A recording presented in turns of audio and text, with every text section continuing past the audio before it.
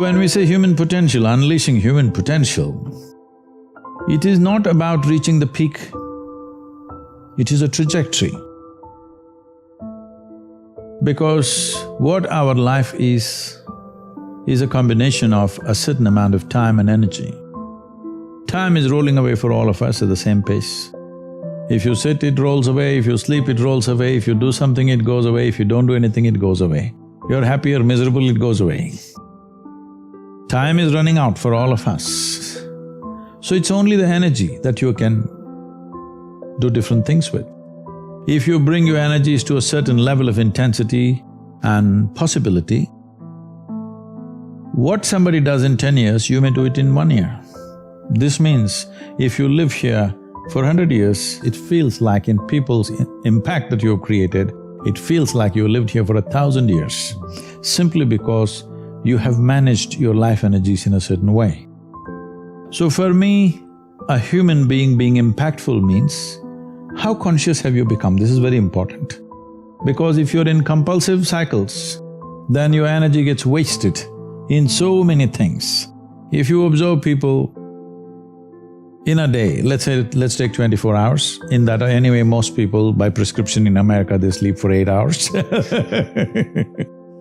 So 8 hours means 1/3 of life is gone. In the remaining 2/3 they have to eat, they have to, shower, bathroom, this, that, all this, another 2-3 hours gone. So literally 50% of life is gone, daily basis, just for basic maintenance of this life. 50% of the time is gone in maintenance, remaining 50% what they have. If you look at every single move that they may make with their body, their thought process, their emotions, you will see a whole lot of it is happening in compulsive cycles. Or in other words, if you are little sensitive to life, you will realize you are the biggest issue in your life. So this is one thing that I'm trying to do with people, that you are never the issue in your life. I'm not the issue. My thought, my emotion, my body is never the issue.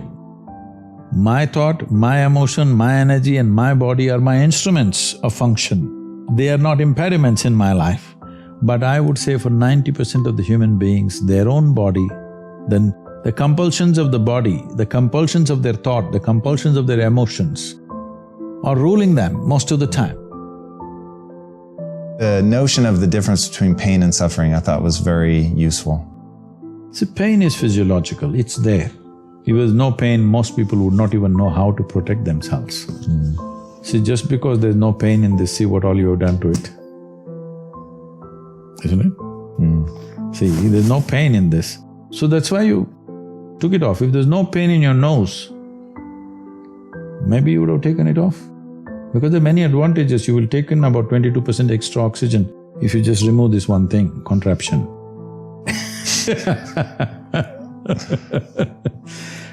Wherever there is no pain, people are messing with it like crazy, isn't it? They call this hairstyle, they call it so many things. Yeah. Suppose there was no pain in the entire body in Los Angeles, people would pull out their stomach bag and you think they wouldn't do it? No, they probably would. Only pain is helping them to preserve themselves, isn't it? So pain is good. There's no physiological pain.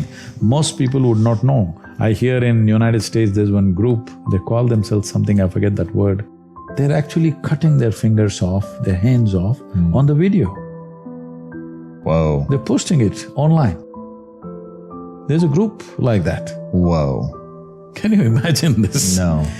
In spite of so much pain, if there was no pain, almost everybody would have cut themselves off in the name of fashion, they would have cut themselves into ribbons. Wow.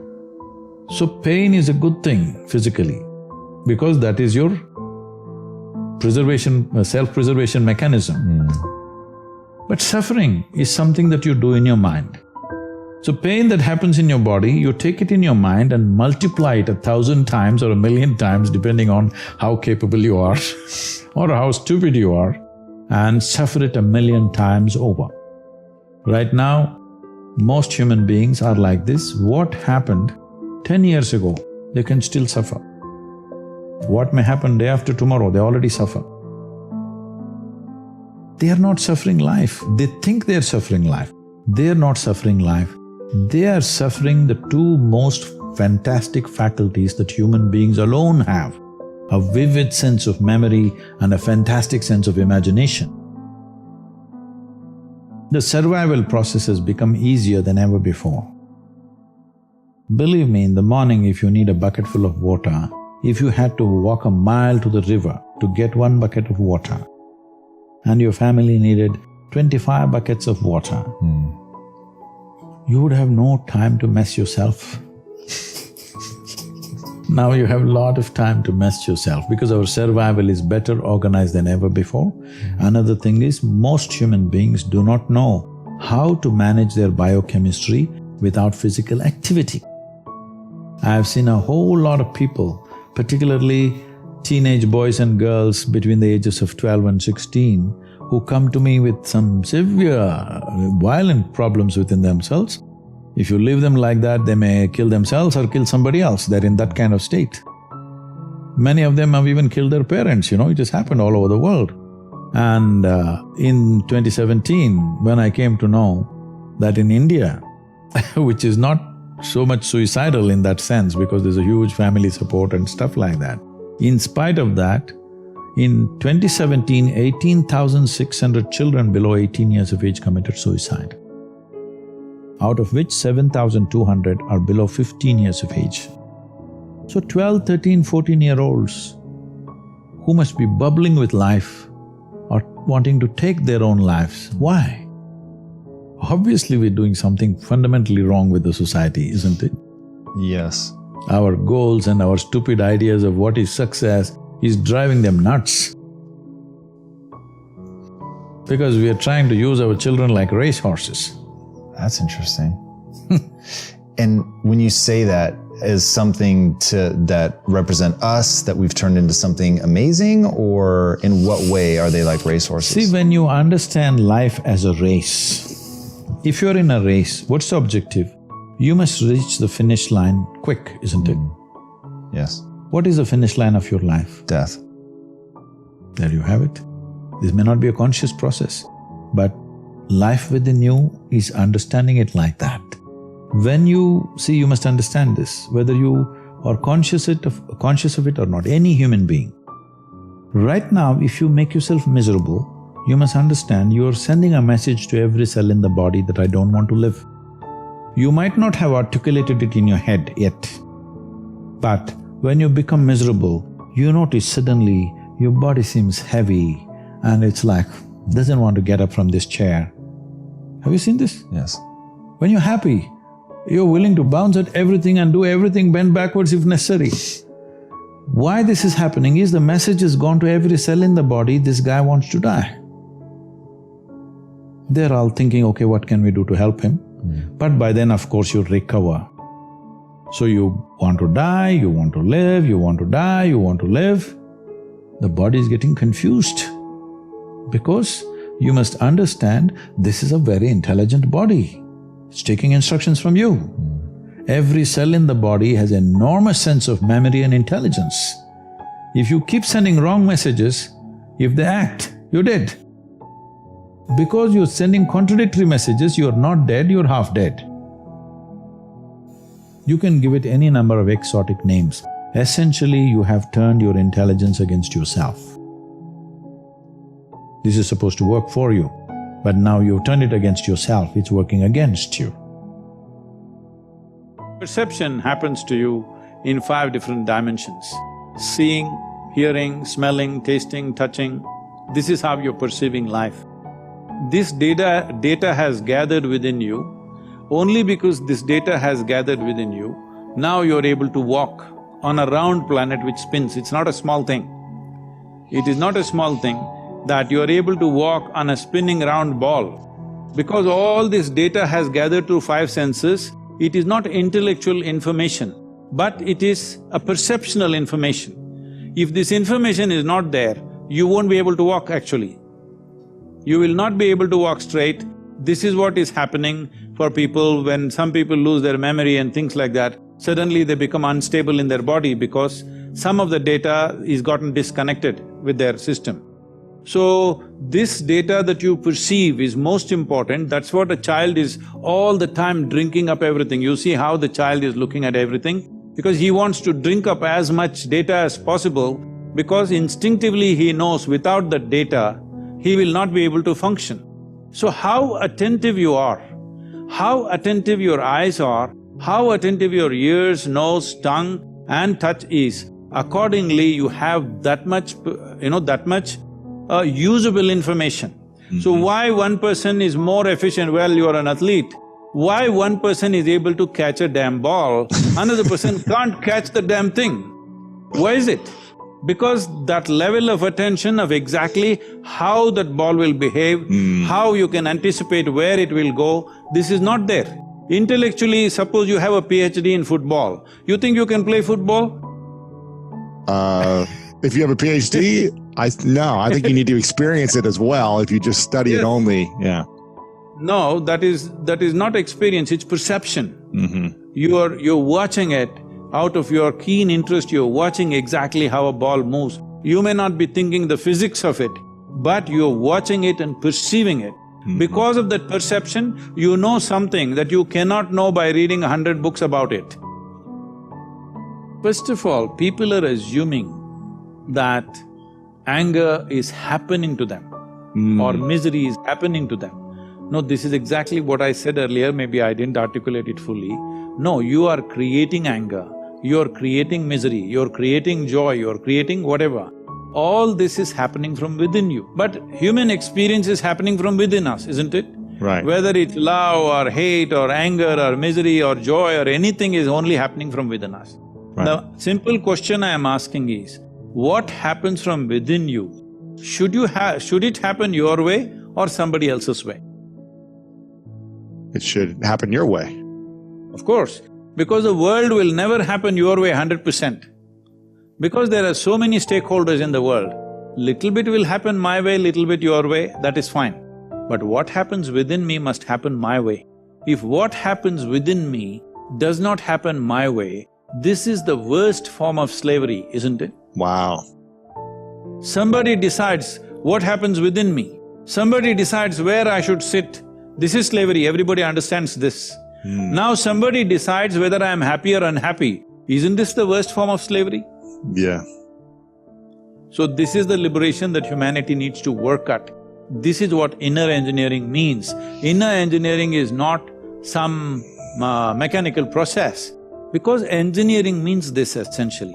You will say something is well engineered only if it works the way you want, isn't it? If this one doesn't work the way you want, what the hell are you expecting other things to work the way you want? It's just an accident. When you live accidentally, anxiety is normal. Why does one person need, well, by prescription these days, 8 hours, is it? 7 to 8 hours. Okay, 7 hours. And why another person can do with half of that? See, one thing is, as we already went through, the very physical body that you carry is just the food that you've eaten, isn't it? You are looking at food only as protein, vitamin, mineral like this. But we're talking about a food chain. That means they're all different kinds of lives. What we consume is another form of life. Every animal consumes another form of life. This is the way the food cycle is created. So in what condition that life is will determine in what condition your life is in many ways. So if food appears in front of me, if I just look at it, people have prepared it with elaborate care. If I just look at it, I say no. They'll say, no, Sadhguru, this lady has brought it, she's a very good cook, she's very tasty. I just look at it and say no. Simply because it's not alive enough for me. It may be tasty, but it's not alive enough for me. If it's not alive enough, I will not consume. If you're just conscious of this one thing, you will see your sleep quota will go down. Another thing is, most people are eating at least 50%. 50% means 100% more than what they need to eat. Yes, you will do one thing, as an experiment, just try this. Whatever you're eating, cut it down by 50%. If you're eating, let's say, 2 kilograms of food, cut it down to 1 kilogram and eat variety of foods, you will see you will neither drop weight, nor will you become weak, nor will you become less energetic. Only thing that'll happen is your sleep quota will go down. Because you're putting so much food to generate the same amount of energy, you're eating more by compulsion of liking the taste or simply by compulsion of filling yourself up. Now the body has to process so much food to create so much energy. This extra processing is taking a toll on the system. The amount of impurities that are there in the food will also determine how much inertia you generate in the body. Let's understand it this way, in terms of physical terms. What sleep means is inertia. Right now you're dynamic, this is life, inertia sets in. When inertia goes beyond a certain point, that's death. But sleep is a certain kind of death, but it is offering you rest. So restfulness is very important. What is being restful means is, if you sit here, if you're at total ease, you will see the body is naturally restful. Have you noticed on a particular day, you are very happy, on that day you don't need much sleep or food, have you noticed this? That's all you have to do. If you remain very joyful every moment of your life, the food will come down, sleep will come down naturally. It's time to understand all the problems of individual nature are generated from within. And we don't have to solve problems that we create, we just have to dissolve. Problems that you create, you don't have to solve. If there is a problem in the situation, yes, we have to solve. But you have a problem within you, solution is not what you need, solution is madness. Solution means, for an illusion, you're creating an illusory solution, something that you make up. For that, you create one more solution that you made up once again. No, you just have to turn off the problems. You're going through a certain drama, only thing is you're a lousy director. That's all there is. Instead of improving your direction, now you're trying to find a solution for a situation in a drama. It's like people watch a cinema and come home and they have big arguments about what happened there. So, the thoughts and emotions that you create, you don't have to find any solution for it. If you just turn it off, it's gone. If you find solution, you moving towards insanity. Because you create a ghost and you create a ghostbuster. The ghosts that you create, you must learn to play with them. I'm saying if nobody willing to play with you, you have to play with somebody, right? So the ghosts you create, if you like them, you play with them. If you don't like them, turn them off. But Sadhguru, they keep coming. You don't play. Don't like to play with them, don't play. They come and go. Never it ever happened that one thought remained for more than a moment, isn't it? It comes and goes, comes and goes. Let it come and go. If you try to find a solution for that, you will head towards insanity. One thing that you must do to yourself is, you are absolutely truthful to yourself. If you're also truthful to everybody around you, you will get other kinds of benefits with people. But I will not go that far right now. With yourself, you are 100% truthful. Otherwise, all kinds of tricks keep happening. To be truthful to yourself is not an easy thing because there is lifetimes of habit of simply bullshitting yourself. A guest came to Shankaran Pillai's house and Being a South Indian man, down south, you know, Pillais come from further down south. He was carrying an umbrella, which is a common thing. In Kerala and southern Tamil Nadu, to carry an umbrella is a very common thing because rains can be very heavy.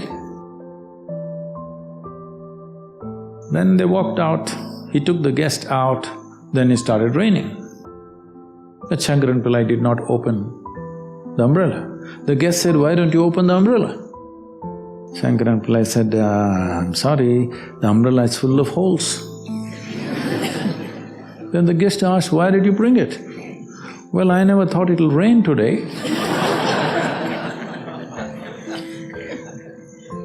A whole lot of people are like this. They think somebody else has to catch their lice. This will take a long time because someone else catching your lice will take lifetimes. You must catch them. You should not let your chickens pass. To become 100% straight with yourself, it'll take a certain amount of application. But if this one thing you do, this piece of life will work for sure, 100%. Then figuring out a few things is very simple. For that I am there. If you just fix this one thing, that you're 100% straight, no any kind of deception. When there's a hole in the umbrella, you know there is a hole in the umbrella. You will never forget that there is a hole in the umbrella, okay? If you are like this, rest of the work becomes very simple and easy.